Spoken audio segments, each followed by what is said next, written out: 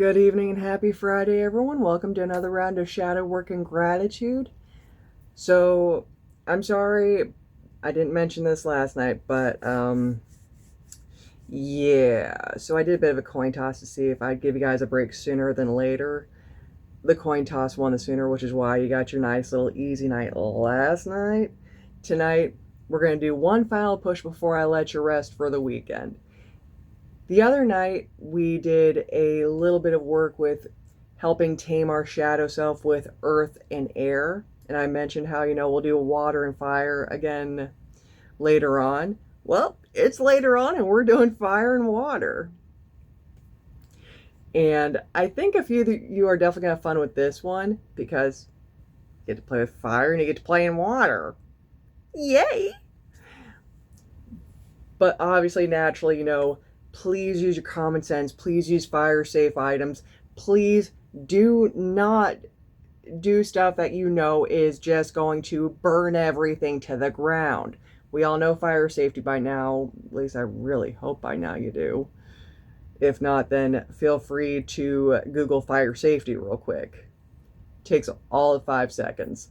But a lot of you probably also remember me mentioning that instead of excuse me, burying my piece of paper, I would actually burn it. Well, that's actually one of the suggestions for taming your shadow self. And instead, if burying your portions of your shadow self, and if you missed it, definitely the card's right there. But, and that's for the whole thing. We'll do the fire right now. So say you got some shadow shit that's just not working for you. All right. As I've mentioned several times, mine is my unhealthy ability to tame my perfectionism. And I use it as a motivation and as a way to punish myself. It's a motivation because I always want to actually get to that next level goal that I know is unobtainable, hence the unhealthy. And I beat myself up mercilessly when I don't reach those goals. So, I've always got a piece of paper somewhere on me. I've got a piece of paper. It's weird when I don't, let me tell you. And same with it being weird that I don't have a piece of paper. I've always got a pen or two in my hair. There's the other one. But I will write some shadow portion of myself on this piece of paper. In this case, we'll say, thinking not good enough. All right. Now, please forgive my God's awful handwriting. I was raised by 2 right-handed parents and I'm left-handed. Things happen. But I will fold this little sucker up and I will actually burn it in a fire-safe bowl and say, bye-bye feelings of not being good enough. It was good knowing you while you were here. And during that time, I will let it actually be as much as possible because, let's face it, shadow work is not a one and done process. It is a continual release. Nice as it would be if it was a one and done thing, but such is life. Now, once your little piece of paper is down to ashes, I definitely recommend burying those ashes, throwing them in some running natural water, or if you just want to flush them down the toilet to give it some extra symbology. Ashes, I've yet to find any paper ashes that have not been septic safe. Now, another one is what's kind of like a candle duel. And one of the nice things is I actually have been working on this one for a couple days now. So I've actually already got my little dish handy that we'll need for an example. 2 shakes. So for this one, you'll need a black candle and a white candle preferably. Now say you can't get a black candle to save your life. That is no big deal. Just get a couple of white candles, be them emergency lights, tea lights, whatever you need. Just make sure that you very clearly identify your light side and your dark side. Okay?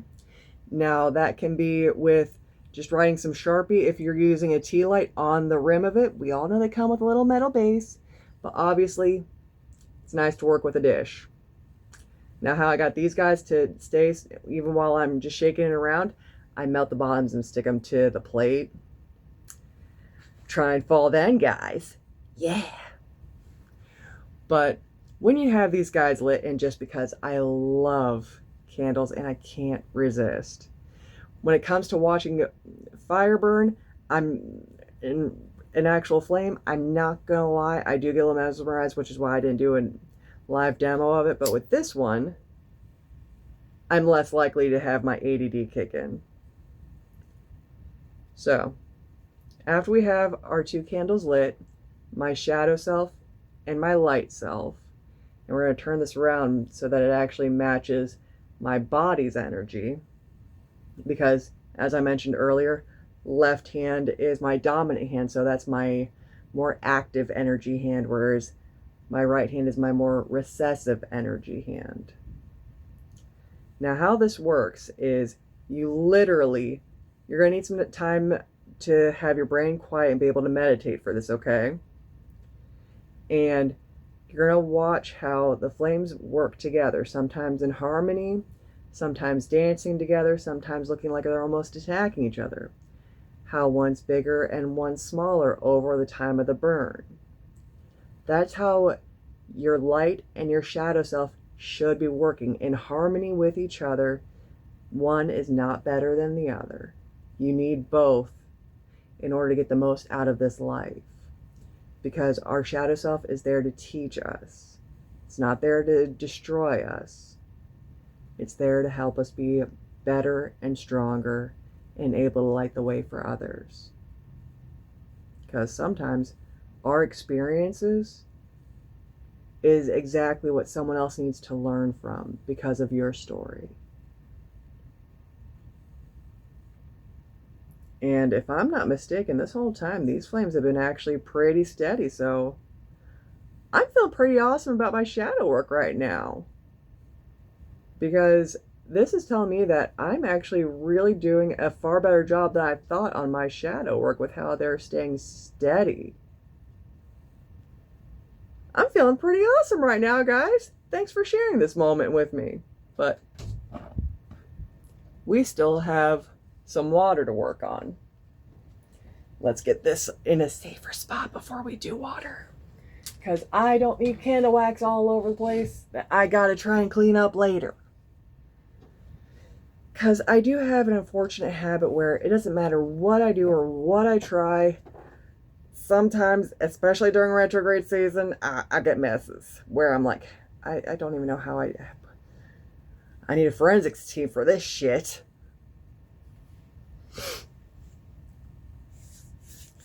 But our next one, and I'm not gonna lie, when it comes to water, I'm not a fan of the stuff, except for whenever I'm trying to do a very intentional meditation, very intentional relaxation, which is why I will be doing a live demo for this one.